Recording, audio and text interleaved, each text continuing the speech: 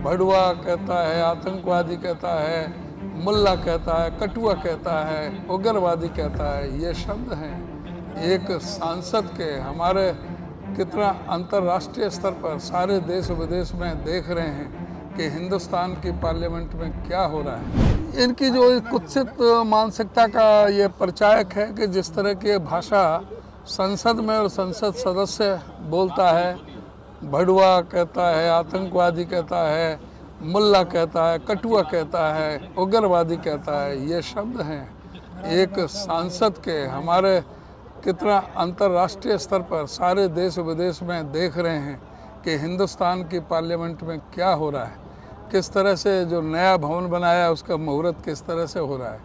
तो ये बहुत ही दुर्भाग्यपूर्ण है कि इस तरह से एक संप्रदाय विशेष को, एक समुदाय विशेष को इस तरह से गालियां दी गई और अभी तक उस पर कोई कार्रवाई नहीं हुई। तो सर, कल आपका भी एक बयान आया था, बीजेपी सड़कों पर उतरी है, पुतले फूके जा रहे हैं, कहा जा रहा है। मैंने कोई बयान नहीं, वो अपने पापों को छुपाने के लिए इस तरह का बात कर रहे हैं। मैंने तो सच्चाई बात की थी। हमारे देहात में आपके यहाँ भी कहते होंगे, भाई जो 50-52 साल से जो अपनी पत्नी को छोड़ रहेगा उसे रंडवा ना कहेंगे, उसे क्या कहेंगे बताओ? आप क्या कहते हैं? हमारे तो या तो जिसकी पत्नी डेथ हो जाती है या जो पत्नी को छोड़ देता है, तो 50 साल से छोड़ रखी है, तो रंडवा की तरह ज़िंदगी व्यतीत हो रही है, तो उसको हमारे तो रंडवा ही कहते हैं। तो उसमें मैंने कोई गलत बात नहीं की। रंडवा और पंडवा कोई हमारे तो ये आम भाषा है। सर, बीजेपी कह रहे हैं कि आप माफ़ी मांगे, अगर गलती भी हो जाती है तो माफ़ी मांग ली। माफ़ी तो मांगना चाहिए पहले नरेंद्र मोदी जी को कि उन्होंने किस तरह से हमारी शीर्षस्थ नेता श्रीमती सोनिया गांधी को कांग्रेस की विधवा कहा था। क्या नरेंद्र मोदी जी ने माफ़ी मांगी? मैंने तो कहा ही नहीं कुछ भी।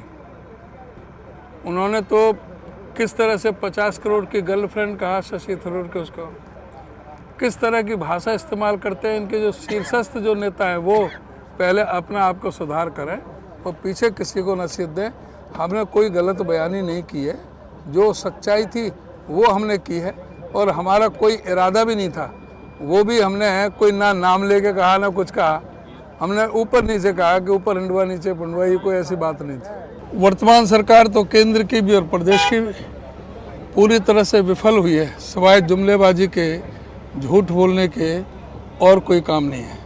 आज प्रदेश को कर्ज के जाल में फंसा करके रख दिया है। 4 लाख करोड़ से ज़्यादा का कर्जा हो गया।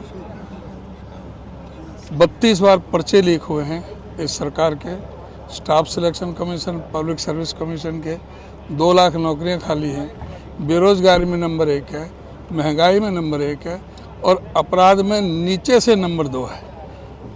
और सामाजिक सुरक्षा सूचकांक के तहत केंद्र सरकार की एजेंसियों ने भी हरियाणा को सबसे असुरक्षित प्रदेश बताया गया है। महिला अपराध में नंबर 1 पर है। ये बेटी बचाओ बेटी पढ़ाओ की बात करते हैं। सबसे ज़्यादा दुर्गति इनके राज्य में महिलाओं के साथ दुर्व्यवहार हुआ है, चाहे वो मणिपुर का मामला हो, चाहे हाथरस का मामला हो। हरियाणा में हमारी महिला कोच के साथ मंत्री का दुर्व्यवहार रहा हो, चाहे हमारी पहलवान बेटियों का मामला रहा हो, चाहे हाथरस का मामला रहा हो। सभी जगह महिलाओं के साथ में, चाहे वो बिल्किस बानो का है, चाहे अंकिता भंडारी का है, सभी मामलों में ये केंद्र की और प्रदेश की सरकार विफल साबित हुई है। और ये जो महिला आरक्षण का जो शगुफा लेकर के आए, बड़ा पहले सोच रहे थे कि स्पेशल ये सेशन बुला रहे हैं। पहले तो एजेंडा बताते और एजेंडा को भी ऐसा गुप्त रखा। एक दिन पहले तक भी शाम को मंत्रिमंडल की मीटिंग बुलाई, उसमें भी उसको बाहर नहीं आने दिया। और जब उन्होंने खोदा पहाड़ तो निकली चुईया। उन्होंने कहा कि जो पुराना जो 1989 में जो बिल पेश किया था राजीव गांधी जी के टाइम में, वो बिल इन्होंने पेश कर दिया और इसमें किसी तरह का नहीं। अभी ये बिल पेश कर रहे हैं महिला आरक्षण के नाम से, लेकिन बिल अब पास कर रहे हैं, कह रहे हैं कि आरक्षण तुम्हें कब होगा उसकी कोई डेट नहीं बताएंगे। 10 साल बाद हो, 15 साल बाद हो, कितने साल बाद हो।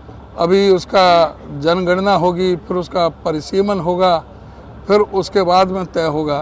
तो ये सब सिवाय शगुफा के और कुछ नहीं। ये सबसे ज़्यादा धोखा महिलाओं के साथ इस बिल के तहत किया है।